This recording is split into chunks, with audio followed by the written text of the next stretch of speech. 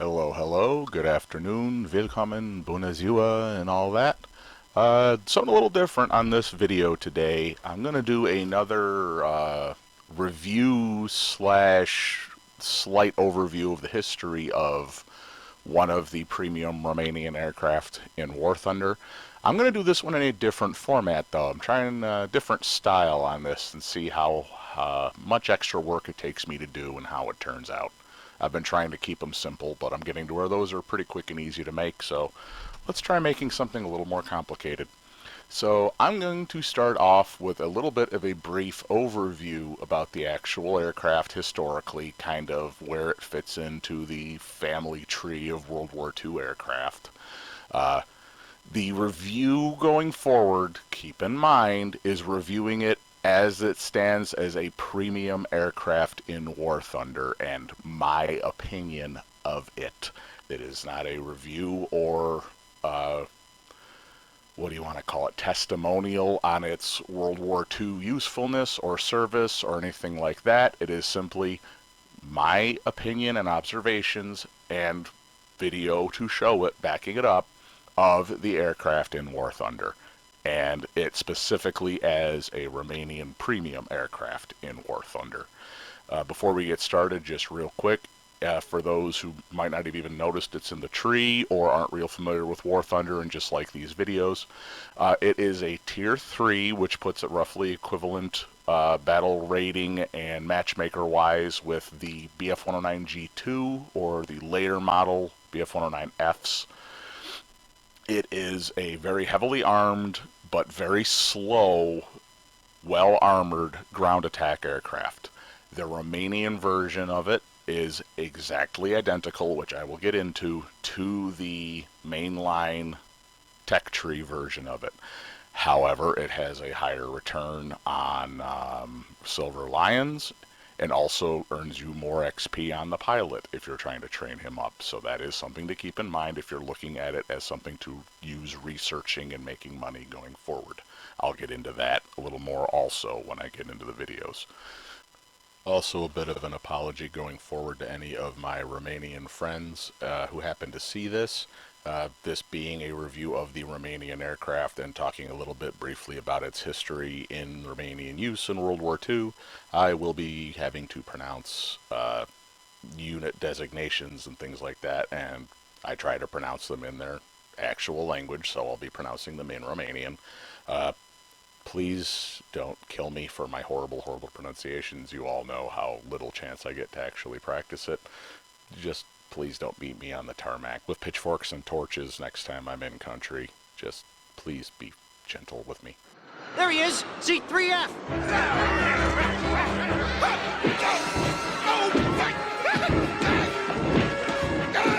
Thanks. But now a little bit on the historic aircraft itself, rather than the version of it in War Thunder. Designed to meet a need for a direct contact ground support aircraft, rather than, say, a bomber, which the Luftwaffe had been aware of since their involvement in the Spanish Civil War, the Hs-129 was the result of an RLM requirement for such an aircraft issued in 1938 or 39, sources conflict, and prototype testing of the only two submissions, one from Focke-Wulf and one from Henschel, was ongoing by 1940. Both aircraft were severely hampered by the RLM requirement that the aircraft use an engine not being already employed on some other aircraft, so that the new attacker would not conflict with already in production types, which might sound like a good idea. However, if you think about it, any available engine not already being used by a country at war was probably not in use for a good reason. And the power plant chosen for both submissions, the Argus 410, was both extremely unreliable and woefully underpowered for both prototypes that attempted to employ it. Theoretically capable of 450 horsepower, but really closer to about 420. Both aircraft proved terribly ineffective in their original forms, with the Focke-Wulf design being rejected outright and the Hs-129 being ordered to be equipped with a new engine, along with other modifications that were shown to be needed in testing. especially after the first prototype crashed in January of 1940 when it proved incapable of even pulling itself out of a dive after a test run at a firing range. It was so underpowered and so unmaneuverable. The aircraft itself featured a few novel and even useful features that nonetheless proved to be liabilities in their own way. For one, the entire cockpit was enclosed in an armored bathtub, including 4-inch thick armored glass in the canopy, and the fuselage was triangular shaped to further help deflect incoming small arms fire. However, this severely limited the size of the cockpit, even restricting it to the extent that the average pilot did not have any room to move at the shoulders. The cockpit was so cramped, in fact, that the engine instruments wouldn't fit, were put on the interior facing sides of the engine nacelles, and the gun sight had to be mounted outside on the nose ahead of the windscreen. So while it was designed with a forward-mounted cockpit to maximize the view for attacks, the requirements of the design so hampered the pilot as to almost negate this intention, giving it absolutely atrocious views in any direction and almost no ability to look behind himself to see if he was being attacked. However, the pilots did love the ruggedness of the design, as all of that armor brought home more than a few pilots who would have otherwise been killed or wounded by return fire from their targets. Eventually, the Hs-129 was re-engined with the French-built Gnome Rhone 14-cylinder radial with an improved but still inadequate 690 horsepower each. These had issues of their own as they weren't designed with sand filters, tended to overheat under combat power, and were not a well-built or long-lived piece of equipment. The French really didn't have much incentive to build high-quality things for the German military. Many aircraft would be lost or forced to turn back by sudden engine failures, especially in the first year of employment before improved sand filters were added. The original type, redesignated as the Hs-129A, would see no known combat, although some sources online do claim a few were sold to either Hungary or Romania, although to my knowledge there's no evidence on the other end within Hungary or Romania themselves that they ever actually used them, so probably not. The new Gnome Rhone powered version was designated the Hs-129B and would be the version to see frontline use with several air forces from 1942 onwards, mainly, again, the previously mentioned Germany, Romania, and Hungary. The design of the Hs-129B was standardized at an effective pair of 7.92mm machine guns for use against light targets and two MG151 20mm cannons, the ability to carry a quartet of 50-kilogram fragmentation bombs.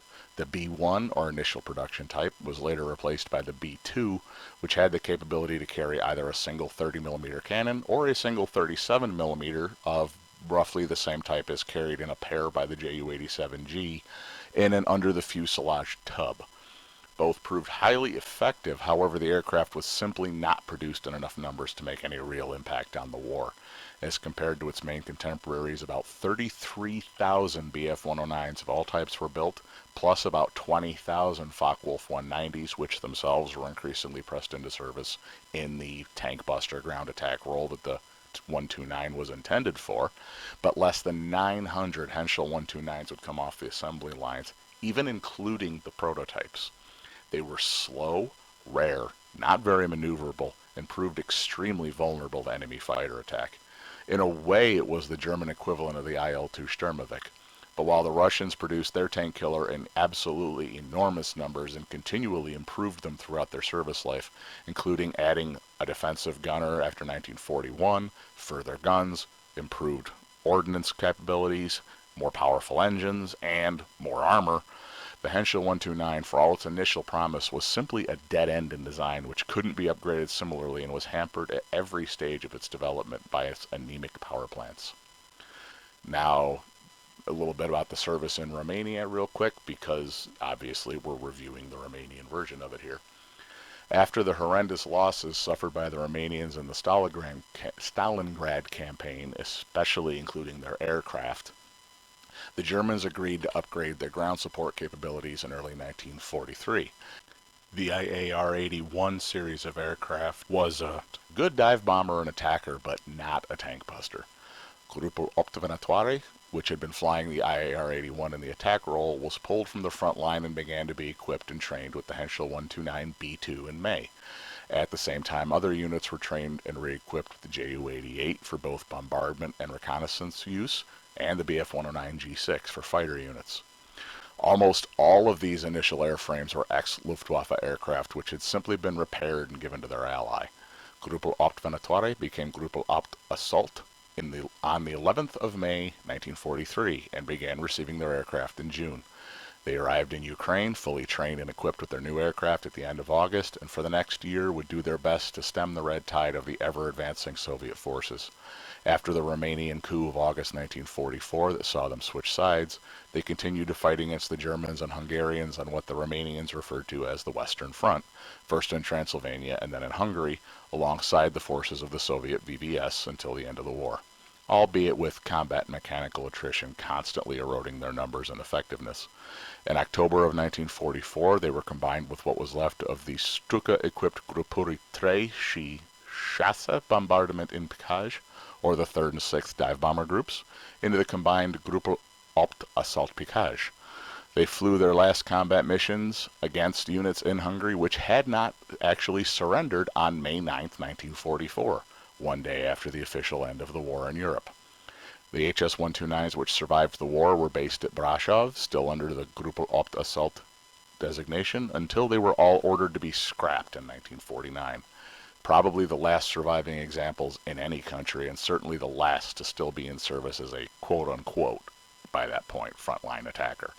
There are no known survivors of the type anywhere in the world today.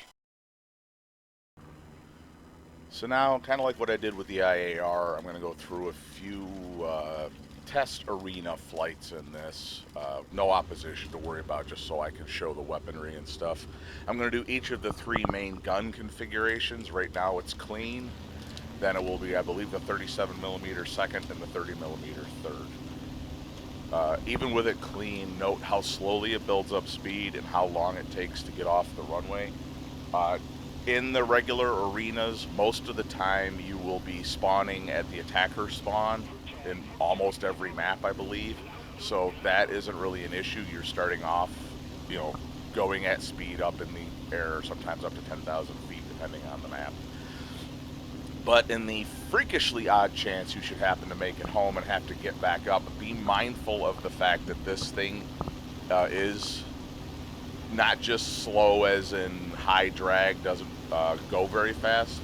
It's slow as in it has absolutely glacial acceleration, even on the ground, trying to get it going with these anemic engines it's got. It will pretty much, especially if you're in a map that has a higher altitude runway airfield, the entire length of the runway, sometimes more, to get this thing off the ground. So just to show, I'm going to come in, rip through this vehicle here, and then show the contrast of the 220mm and two 7.92s against an armored target after I do that. It takes a couple of bursts. That's my terrible marksmanship. That is not the rounds themselves. I was trying to be conservative with ammo and line it up with short bursts rather than just blaze away like you normally would. So, but you see, that took that out relatively quick. Basically, one hit, that was gone. If you're trying to hit a moving one, which I think you'll see later on in this, you can have some difficulty, especially if you're coming in from the side, as the 20mm tend to just kind of go right through and not explode. So if you're coming in from the side or the rear, you can go through, the tires, the drivetrain, the cargo bed, everything else. Not actually hit anything important, and the vehicle will keep right on going. It happens sometimes. But there you see here, I'm hitting this T-34 right from the rear, hitting the living hell out of it. Did not do shit, and I'm using armor-piercing belts on the 20mm. So if you don't have one of the underwing pods, or under nose pods in this case, don't even bother trying to strafe tanks unless it's an air realistic battle and it is one of the cycles where it's decided that cannons can kill tanks, because it comes and goes. Right now, as you'll see when we get to the in action flying of it up ahead, we're in one of those cycles right now and it does pretty well. Sometimes we're not, and you won't be able to kill a damn thing. It's just whatever the snail decides. All hail the snail. And see what I was talking about there? I'm hitting that thing right and left, but I'm not hitting anything important, so it doesn't kill it. If you're looking for a vehicle to use, say, as a air backup in ground realistic battles, the Hs-129 is Jekyll and Hyde.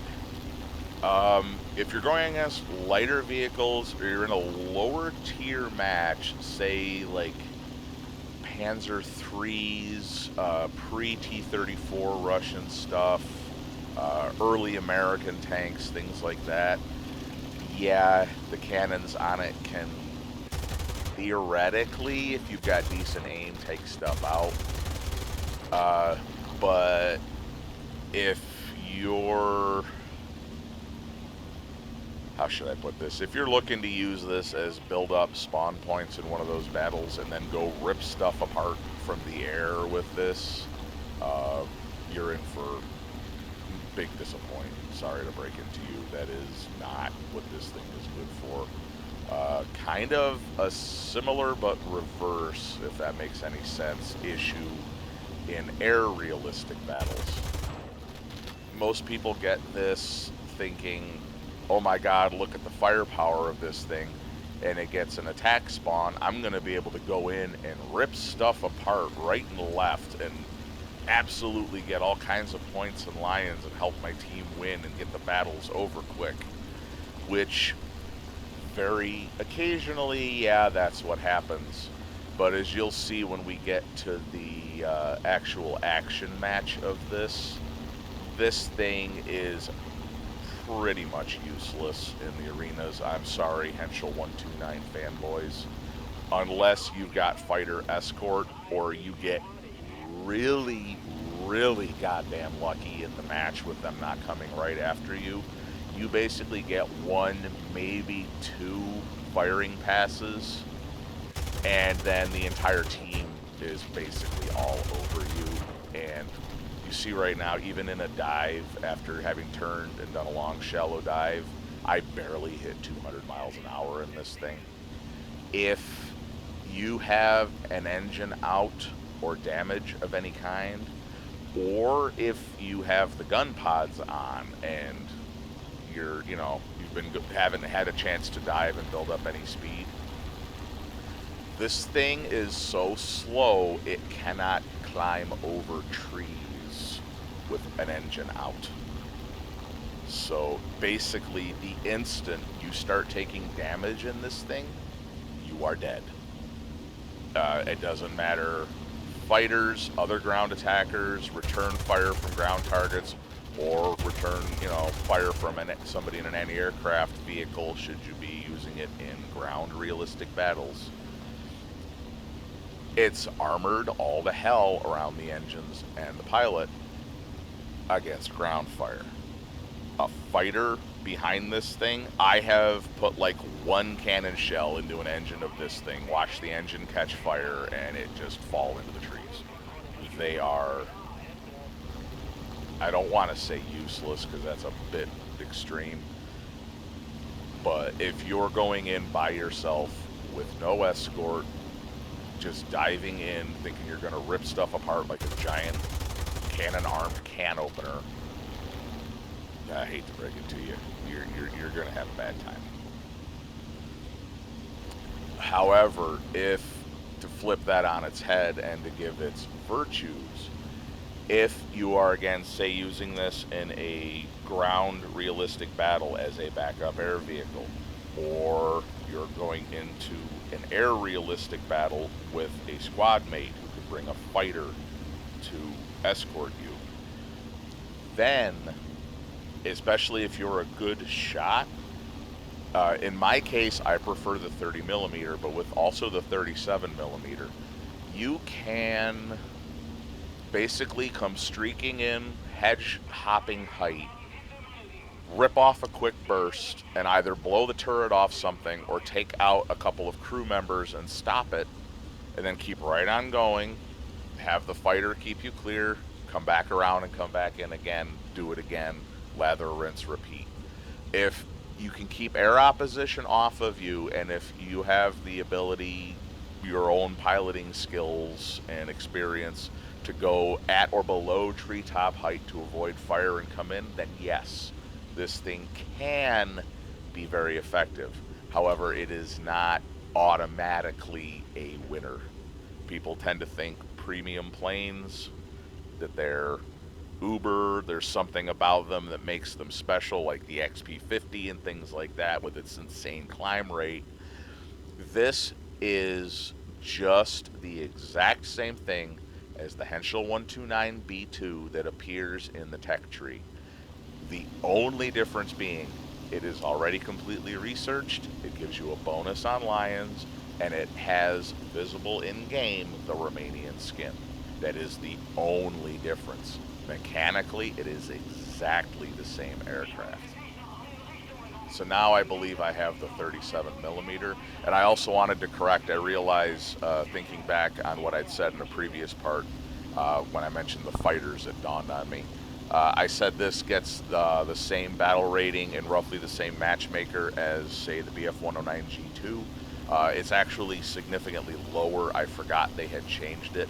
It is actually roughly equivalent with the E4 or the early model Fs. It used to be a higher BR, believe it or not, at one point, briefly, and they realized how just insanely outclassed it was, so it was given a lower battle rating. I think it's now at or below the battle rating of the IAR-81C. I'd have to look and see, because I'm going off the top of my head memory-wise here, but because I don't pay attention to battle ratings for the most part, I just worry about tier. But with that, it's a tier 3 still, so it can face the higher level opposition. I mean, with this thing as slow and unmaneuverable and vulnerable as it is, you can be running into the LA-5F and the LA-5FN, or the P-51s, or the Corsairs, the higher Mark Spitfires, things like that. However, if the matchmaker is being generous, you can also be running into like the MiG-3, the LAG-3, the Yak-1, the early P-40s, the P-40E, even the P-40C premium, things like that. It all depends on what the matchmaker decides it wants to do with you. But watch, on this, I fire a couple of rounds with the 37 millimeter, check the ballistics on it, and then unload and go through the entire... Yep, there we go. Now I'm on target, so... That is the entire clip of 37 millimeter diving on the back of a T-34, and I was admittedly using a mix of armor piercing and high explosive, not all armor piercing, but all it did was track it, which in an RB ground battle is not, you know, useless. You can stop somebody so somebody else can take them out. It's not a useless ability to have, but yeah, that's not real effective or impressive. Basically, you have enough ammo, unless you're a goddamn good shot. You have enough ammo for one, maybe two passes with this thing, and then you're done. You're out. So now I'm in the 30 millimeter, all armor piercing belt. Going to be going against the same target, and yeah, we'll show you when we get to that.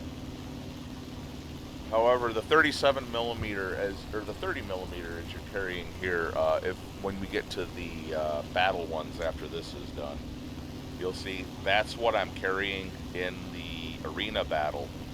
It's better than nothing, especially right now when we're at a cannons can kill tanks phase of the air RB rotation.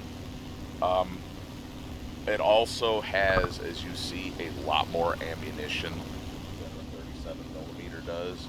So the 37 millimeter, the firing passes, you'll see it's less accurate, it's lower velocity, and it has lower ammunition count. So the 1.5, 2 passes you see each of the arena battles, it already would have been out of ammunition, and I would have been down to just the 20 millimeters, whereas the 30 millimeter I was still going. So is it perfect? No. Is it better? Depending on the person. But for me, I find I get much better with it. So here you go, a long, ripping, burst into this T-34 from behind.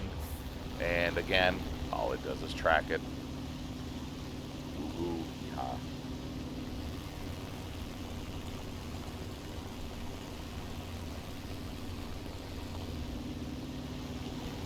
What I'm trying to do coming in from the rear is the historic, which should work in War Thunder, of trying to come in and rip open the engine deck and light the engine on fire. But I'm not having any luck doing that. However, you'll see the difference in the air RV, the way that is set up. Because these, the ground vehicles in the test arena here are set up like ground vehicles in the ground arena. So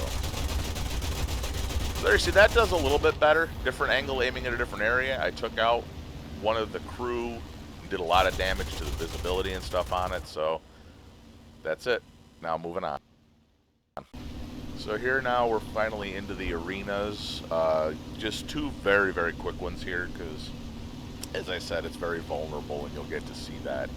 But I also am carrying the 30 millimeter gun pod, and this one I'm setting up for a ripping pass down the length of a line of vehicles. And there's already something coming in, smoking, and yeah, that's not a good sign. Anyway, this is where the pilot would just cross himself and continue on with his flight. But yeah, so I was trying to go in for one, somebody else dropped bombs on it, trying to go in for another, somebody went diving in and dropped bombs on it, so I had to divert to a third. So by the time I'm actually able to get in here, there are already fighters almost on me. I was kind of screwed from the beginning. But just to show the difference,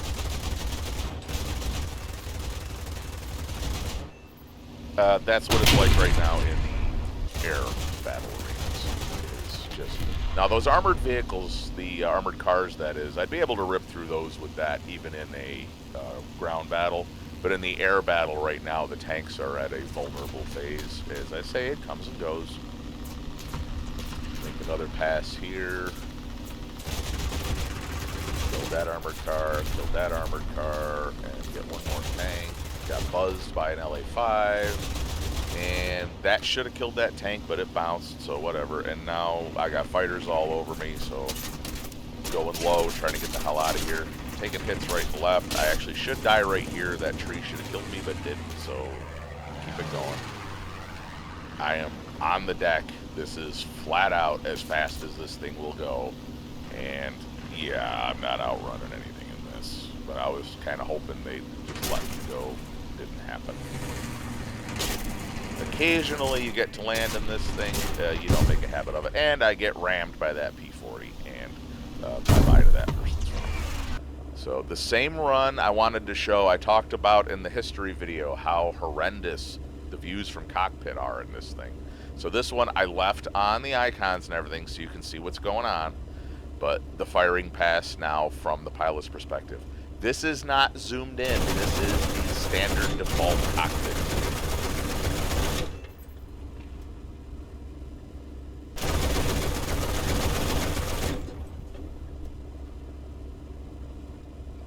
So you see P-36s, P-40s, Yak-7, P-51.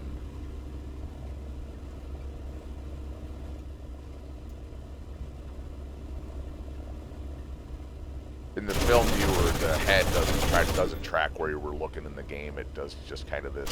There you go. Oh, sorry, that was an F6F, not an LA-5. So there you go. Finish the last pass. The head, I have to move it around with the mouse. It doesn't track the way I was looking, so it's kind of odd. But look how quickly it's taking damage. The engine on the right side is screwed. And I'm running here, and because this is a film viewer, I'm able to look around more than I would normally. That F6F broke off me, but here comes that P-40.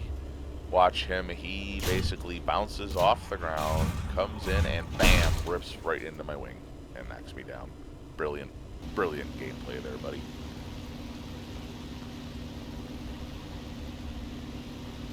Something that can barely do 200 miles an hour flying straight and level on the deck, and you have to ram it to kill it. That's pathetic. Anyway, this one you see different skin. I just wanted to change it up for this one. This is the Pro Allied after August 1944 skins on this one. Still Gruppel Opt. but different time period. So this we're got. Last time we were killing Panzer IVs. Now we're killing Shermans, which much more appropriate for this thing. Lousy marksmanship on my part. Sorry about that. I also wasn't 100% sure what phase we were at because this was the first one I flew, not the second. This is just the second one I'm showing. So I was, oh, the guns are going to kill it. Game on. So that one.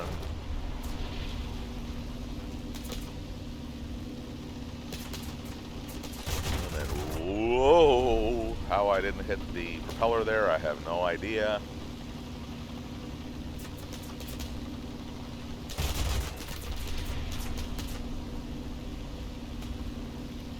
Now, even though it doesn't so much work out for me because the fighters do get on me, this is your best bet with the Hs-129 is set up your run and basically just anything that is almost in front of you, line it up and do a quick burst and keep going. It's not the IAR-81 or some of the other ones where you make a pass, pull up, turn, come back in, make another pass.